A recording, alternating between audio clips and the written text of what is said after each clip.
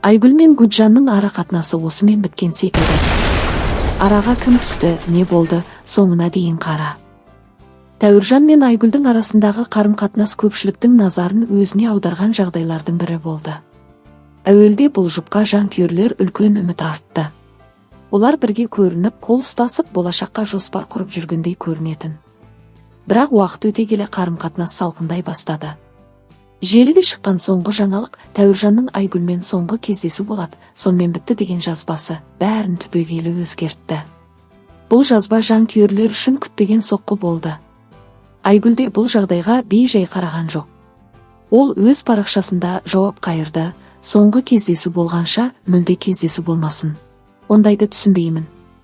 Либо кездесу нормально болу керек, либо вообще болмай ақ қою керек. Соңғы деген сөзді адам ойына алса, мынау қазір мен барамын, сол соңғы кездесу болады деген ой болса, онда лучше болмай ақ қойған дұрыс деген. Бұл сөздер оның көңілі қалғанын, ренжігенін білдірді. Мүмкін ол бұл шешімді бір жақты қабылданған деп санаған шығар. Себебі бұған дейінгі сұхбаттарында ол Тәуіржанға деген ниетін ашық білдіріп, оған сенім артатынын айтқан еді. Желі қолданушыларының пікірі екіге жарылды. Бірі Тәуіржанның шешімін дұрыс деп санаса, енді бірі Айгүлге жақтасып, оған қолдау көрсетті. Бір көрермен былай деп жазды: Тәуіржанның қолындағы қуыршағысың, Айгүл, одан ештеңе күтудің қажеті жоқ. Айжан, екі эфир аяқталыпс. Несі біледей бола алмадың? Қарым-қатынас өтірікпен басталған соң, өтірікпен аяқталды деп пікір қалдырды. Бұл сөздер қатты естілсе де, кейбір адамдар Тәуіржанның шынайы емес екенін айтуға тырысып жатты.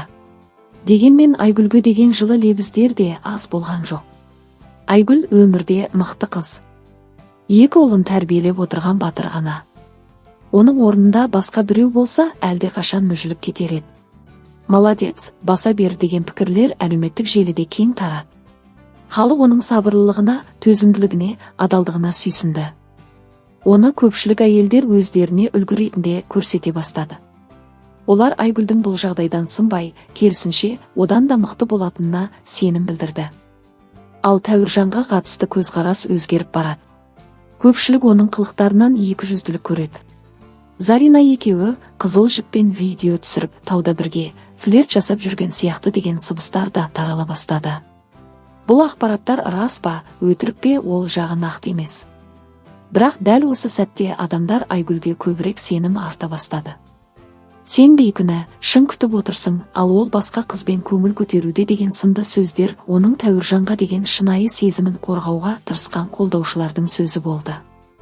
Тәуіржаннан үйлену туралы сұрағанда, бойдақ болып жүре беремін ау деген жауап алуда адамдарды ойландырды. Бұл оның ешкімге байланғысы келмейтінін, жауапкершіліктен қашатынын көрсеткендей болды. Кейбірі мұны еркекке тән еркіндік деп қабылдаса, енді бірі бұл сөзді Айгүлге жасалған құрметсіздік ретінде түсінді. Себебі қарым-қатынас деген тек сезім ғана емес, сонымен қатар жауапкершілік, құрмет, уәде, сенім. Айгүлдің жақтастары оның әлі-ақ бақытына жолығатынына сенімді. Тәуіржансыз да бақытты бола аласың. Бұл әлемде одан басқа да еркектер бар. Жақсы жар жолығады, әлі-ақ.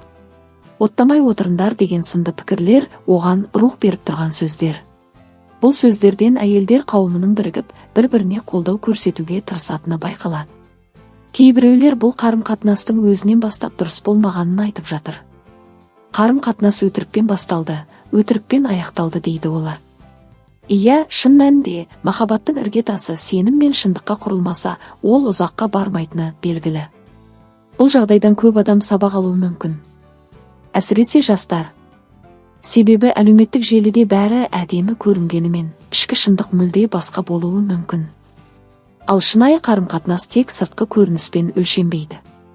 Тәуіржан мен Айгүлдің оқиғасы жай ғана бір жұптың махаббат хикаясы емес. Бұл қоғамдағы қарым-қатынас мәдениетінің көрінісі. Адамдар әлеуметтік желі арқылы бір-бірімен танысады, араласады, сүйседі, ренжиді, тіпті қоштасады. Бірақ осы цифрлық әлемде де адамгершілік, сыйластық, адалдық сияқты қасиеттер ешқашан маңызын жоғалтпайды. Айгүл аналық мейіріммен, сабырлылығымен, шынайылығымен көпшіліктің жүрегінен орын тапты. Тәуіржан болса өмірлік шешім қабылдау жолында ойланып толғануы керек. Себебі бір ғана әрекет, бір адамның ғана емес, бүкіл халықтың оған деген сенімін өзгертуі мүмкін. Гүлжан мен Айгүл әркім өз жолымен. Гүлжан мен Айгүлдің арақатынасы аяқталды. Енді әрқайсысы өз жолымен жүріп келеді.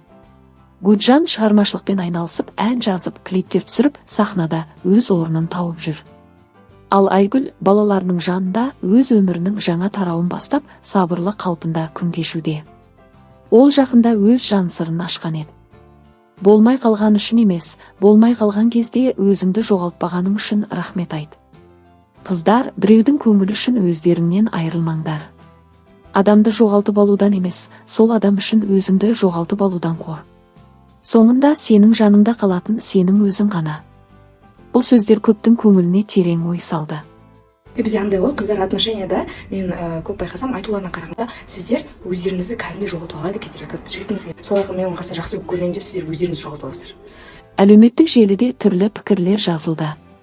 Кім не деді? Оқырман пікірі. Айырылысқандары дұрыста шығар. Қалай десек те, бір күні бәрібір осылай болар еді.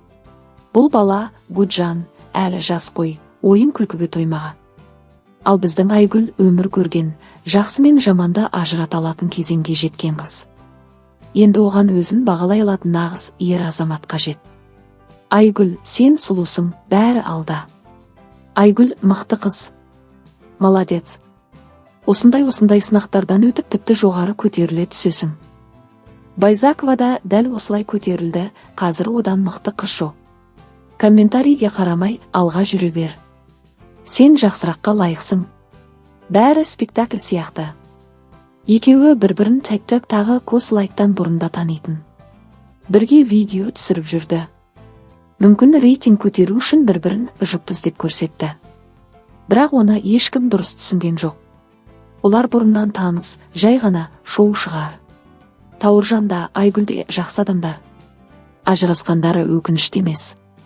Екеуі де ойланып осындай шешімге келсе керек. Біз тек екеуіне де бақыт тілейміз. Екеуі де керемет жандар. Аз уақытта халықтың сүйіспеншілігіне ие болды. Айгүл де, Гүлжан да сымбатты, тартымды, ерке мінезді тұлғалар. Ажырасып кеткендері расымен қимастық тудырады. Бірақ амал қанша, өмір ғой, қабылдауға тура келеді. Қорытынды. Гүлжан мен Айгүлдің хикаясы жай ғана ғашықтар хикаясы емес. Бұл көп жастың, әсіресе қазіргі заман жастарының көзқарасын, махаббатқа, өзіне деген қарым-қатынасты көрсететін оқиға. Олар жеке өмірмен ғана емес, халыққа әсер еткен болмыстармен де есте қалды. Қалай болғанда да әркім өз жолымен кетсе де, бір кездері бірге болған сәттер ешқашан ұмытылмас. Ендігісі екеуіне де тек сәттілік пен бақыт тілеу.